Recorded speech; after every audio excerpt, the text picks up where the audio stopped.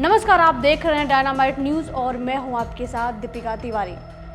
दुनिया की राजनीति में आज एक ऐसी घटना हुई जिसने हर किसी का ध्यान अपनी ओर खींच लिया है।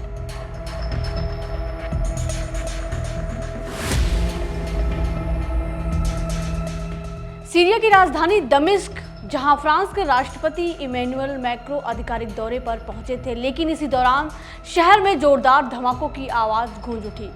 सबसे चौंकाने वाली बात यह रही कि ये धमाके उस इलाके के पास हुए जहां मैक्रों के ठहरने की व्यवस्था थी। अब ऐसे में बड़ा सवाल यह है कि क्या यह धमाका सिर्फ संयोग था या किसी बड़े संदेश की कोशिश। दरअसल धमाके उस समय हुए जब मैक्रो सीरिया के राष्ट्रपति से मुलाकात के लिए राष्ट्रपति भवन पहुंच चुके थे। विस्फोट होटल के पास हुए, लेकिन फ्रांसीसी राष्ट्रपति पूरी तरह सुरक्षित रहे और उनका कार्यक्रम भी तय समय के अनुसार जारी रहा।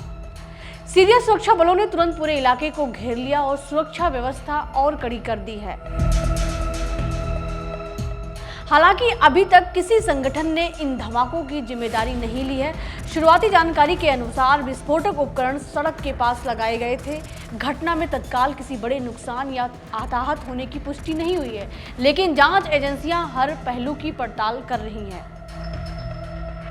अब बात करते हैं इस दौरे की अहमियत की।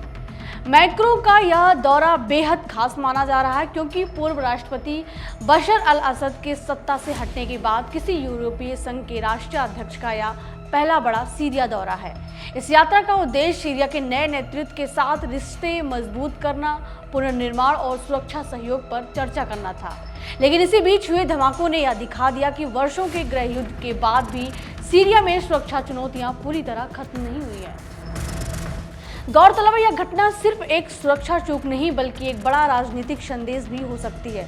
जब कोई बड़ा वैश्विक नेता किसी संवेदनशील देश के दौरे पर हो और उसी दौरान धमाके हो, तो उसका असर अंतर्राष्ट्रीय राजनीति पर भी पड़ता है। फिलहाल सबसे बड़ी राहत की बात यह है कि राष्ट्रपति मैक्रों सुरक्षित हैं और उनका दौरा जारी है। लेकिन यह घटना एक बार फिर याद दिलाती है कि सीरिया अभी पूरी तरह स्थिर नहीं हुआ है और वहाँ शांति की राह आसान नहीं है। आखिर सवाल यही है, क्या यह महज संयोग था या फिर दुनिया के लिए किसी बड़े खतरे का संकेत। आने वाले दिनों में जांच से ही इसकी असली तस्वीर सामने आएगी। तब तक के लिए हमारे साथ जुड़े रहें। नमस्कार।